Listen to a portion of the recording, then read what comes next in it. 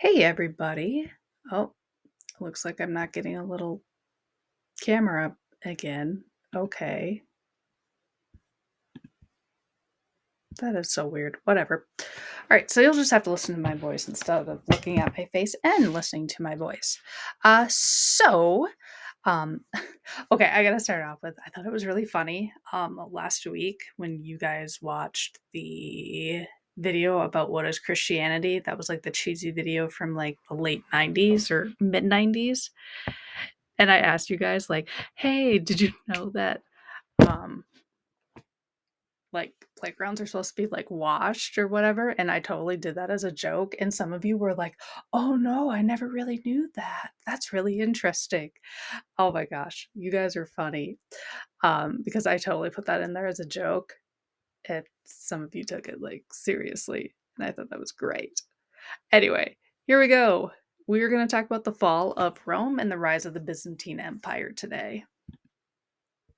So your job, you're going to watch this ed puzzle. You're going to answer the questions. Questions I will ask you will be in blue text. Follow along with your study guide. Important concepts on study guide will be in red text. If you have questions, email me or you can come to office hours. Woo. All right, learning targets. Students can describe the key parts of the fall of Rome, describe the relationships between the rise of the Byzantine Empire and Christianity, and explain the ways in which Constantine influenced the spread of Christianity. All right, so you've seen this map a few times. I've put it up on your study guide, but this is about the height of the Roman empires, so about the late 100s to about 300 CE. Again, so everything you see in blue is going to be the Roman Empire. As you can see, it goes all the way to Spain, touches the top of North Africa, goes into Egypt, goes up into Asia Minor, so that's like Western Asia. It goes into this place of Anatolia, covers all of Greece, and then it goes up all the way to what we would classify today as like modern day Germany and France. And then also up here um, is England. So again, Roman Empire, huge. All right, so spoiler alert, the Roman Empire officially ended in about 330 BC. You're like, what? Come on, we're kind of what, you already spoiled that, Miss Corey? Yes, I did. But here's my question for you. Why and how do you think the Roman Empire fell?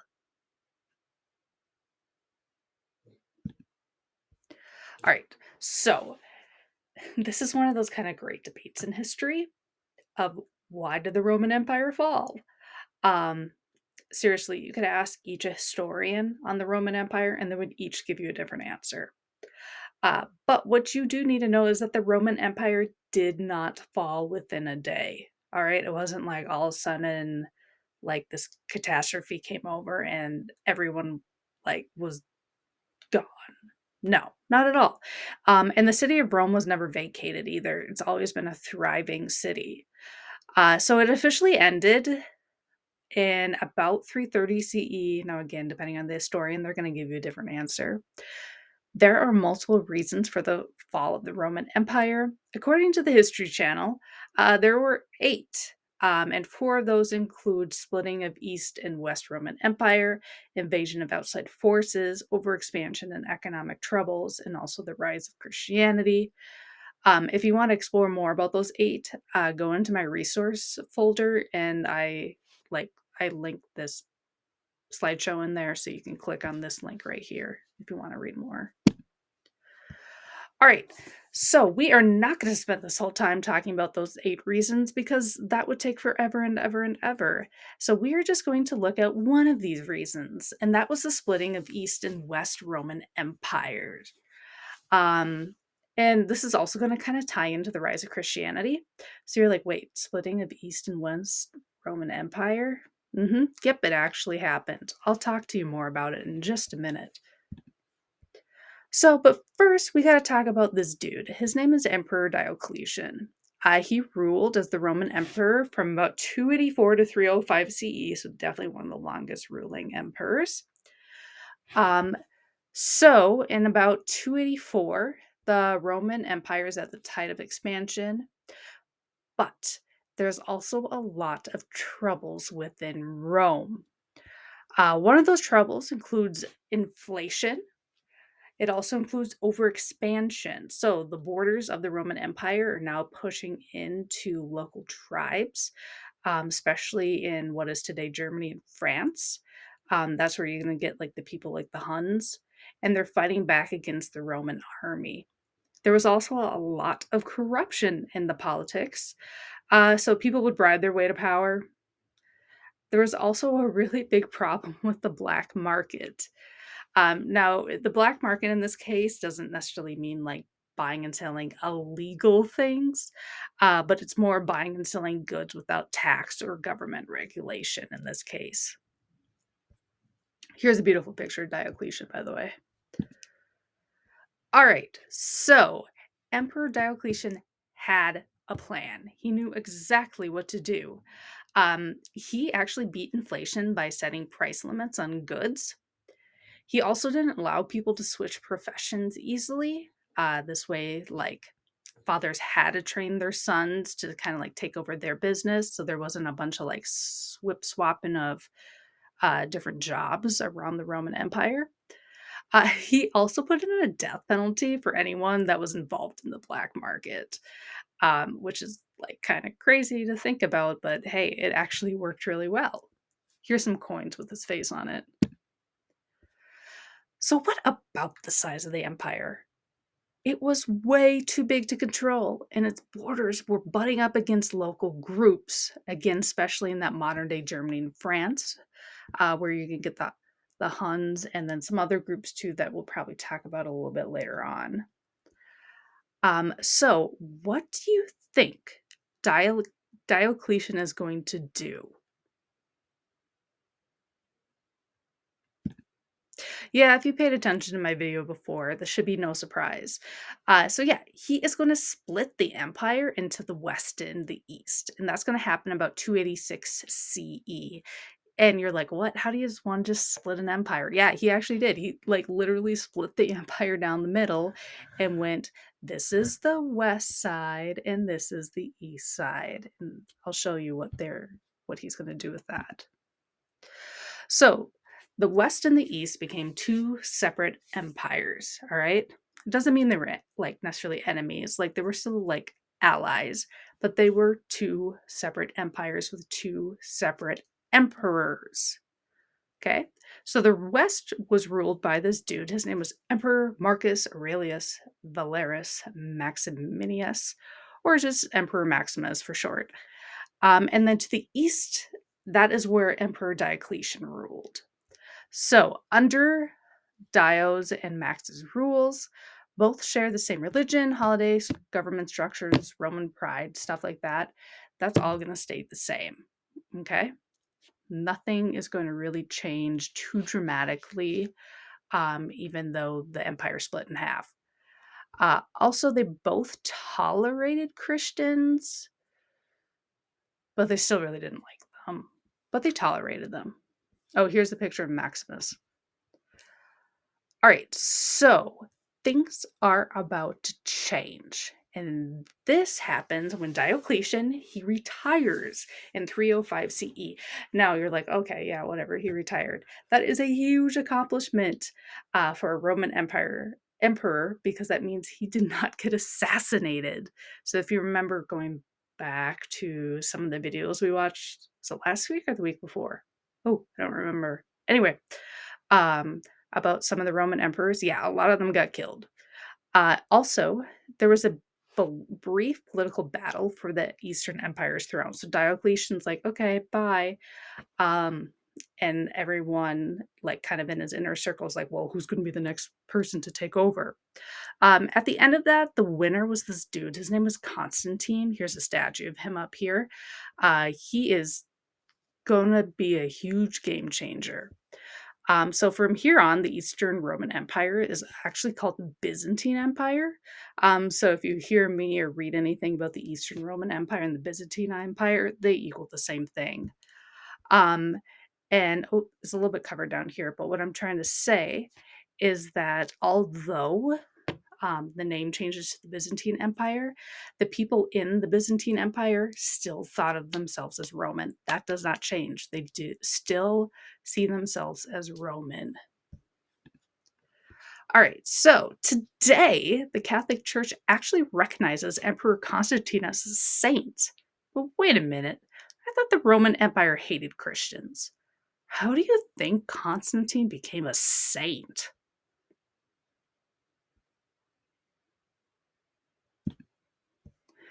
All right, I'll tell you. It's kind of a long story, but we'll get through it. So, actually, Emperor Constantine, okay, so he's the emperor of the Byzantine Empire now. He ruled from 306 to 337. He was not originally a Christian, okay? But Constantine did have one huge main goal for the Byzantine Empire, and that was to reunite the Roman Empire under one emperor. Okay, so remember Diocletian split them in two? Constantine comes into play. He's like, excuse me, no, we're going to have one Roman Empire. So he actually tries to combine the split empire back into one. Um, yeah, he has lofty goals for sure. So Constantine and the Byzantine army, they were in this battle between Western Roman army for control of Rome and the entire Roman Empire. And at this battle, it's called the Battle of Milvian. It happened about 312 CE. There we go. But before this battle, Constantine, okay, so remember he's the emperor of the Byzantine Empire, he sees this cross, which is a Christian symbol, in the sun. He took this as a sign and he promised to respect Christians if God helped him win the battle. So, what do you think happened in the battle?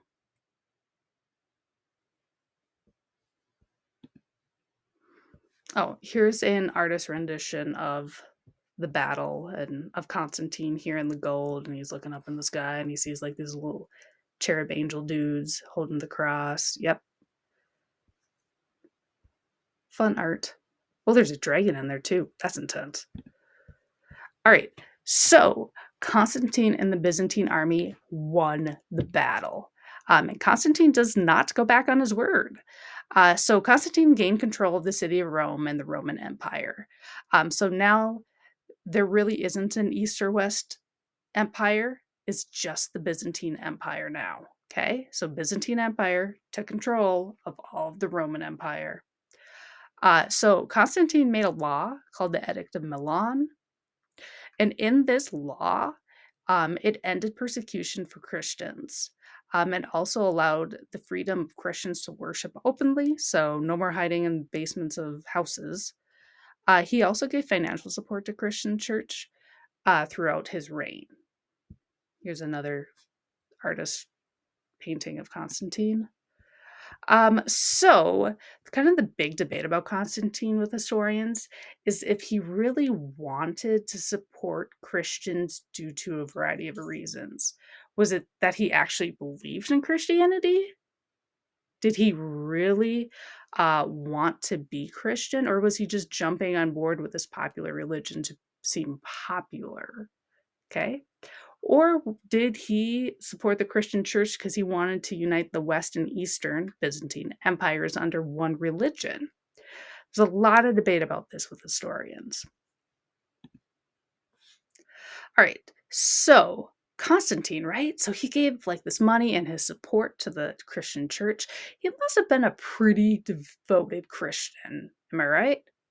Actually, that's not correct.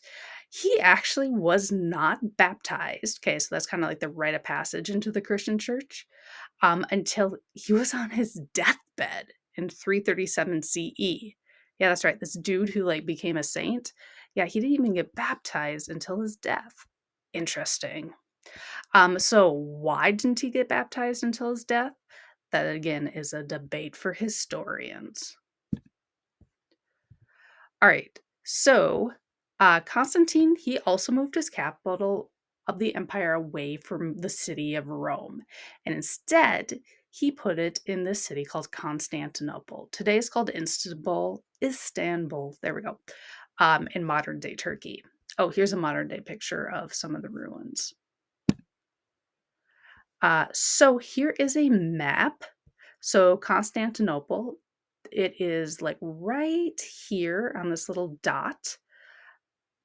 And then you can see like kind of where it's placed. So it's right in between where Europe and Asia meet. So like here's Asia Minor, as we've been calling Anatolia. Here's Greece, there's Italy, there's Rome. So what would it be the advantage of having Constantinople be the Roman slash Byzantine capital?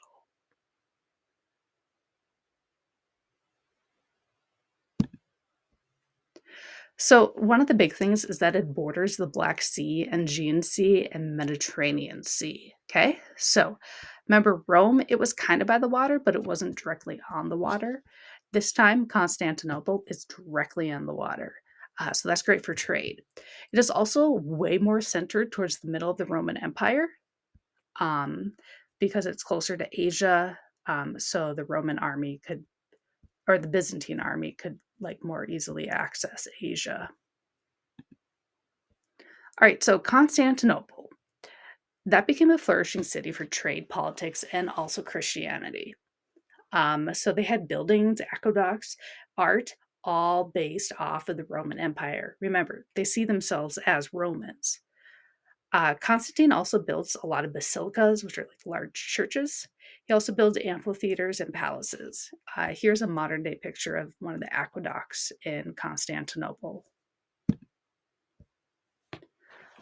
All right, so Constantine, he contributed a lot to the Christian church. So he used public funding for churches. He also allows Christian priests, so worship leaders and disciples, to travel Roman roads to convert others. He also proclaimed Sunday as a day of rest. Um, and he also excused clergy, so like Christian leaders, from civic duty. That pretty much means not drafted into wars. If you need a reminder of what the early church's kind of like hierarchy was, it's right here. So anyone from deacon to pope did not have to serve in the war. He also tolerated other religions, so it wasn't like he was like, everyone has to convert to Christianity. No, he wasn't like that at all, actually. He did respect other religions in the Byzantine Empire.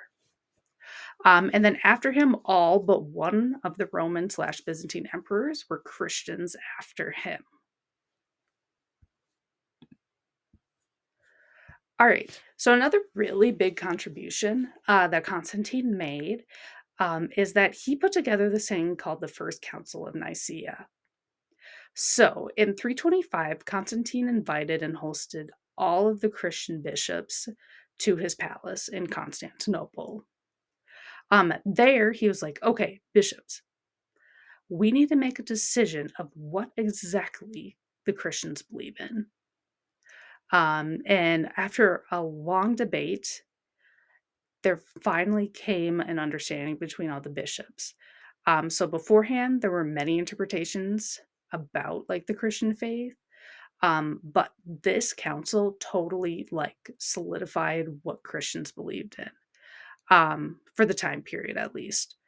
So this was what created, or from this meeting was the creation of something called the Nicene Creed, um, which is sometimes, if you're familiar with Christianity, it's sometimes like read out loud during Christian services. And part of this Nicene Creed is declared that Christianity believes in the Holy Trinity, which would be the Father, Son, Holy Spirit, Mary's role, who was Jesus's mom, and a whole lot more. All right, here's an artist um, painting of what the Council of Nicaea looks like. You can see Constantine here with his little crown, and then all the bishops around him. All right, so a little bit more about the Byzantine Empire. Just kind of comparing it to the Roman Empire. So the Byzantine Empire actually lasts quite a long time. It's from 330 to 1453, which is actually longer than the Roman Empire survived. So the Roman Empire only survived from 507 to 330. So that's about 841 years, as the Byzantine Empire lasted from 330 to 1453, which is 1,123 years. And as again, it's really important to note that the people of the Byzantine Empire always thought of themselves as a continuation of the Roman Empire, right? We'll definitely be talking more about the Byzantine Empire with some other major roles like Charlemagne coming up, but we'll leave that for another lesson. All right, just some other stuff that I want you to know about the history of Christianity. So a lot of people kind of get confused between like the different sections of Christianity. So I just wanted to go through that quickly with you all. So what happens? Like, why do we have so many branches of Christianity? There is an answer to that. It is something called the Great Schism that happened in 1054 CE. That is where the Christian church split into two different branches. And at that time, those two different branches were Roman Catholic and also Eastern Orthodox. So if you follow my graph here, it has Eastern Orthodox. Eastern Orthodox would then split into Greek Orthodox as well as Russian Orthodox. We'll probably talk about them too, maybe later down the road. I'm not really sure yet. And then, of course, the Roman Catholic. Eventually, that's going to split off to Protestants. We'll talk about the Great Protestant Reformation that happened in the 1500s with Martin Luther.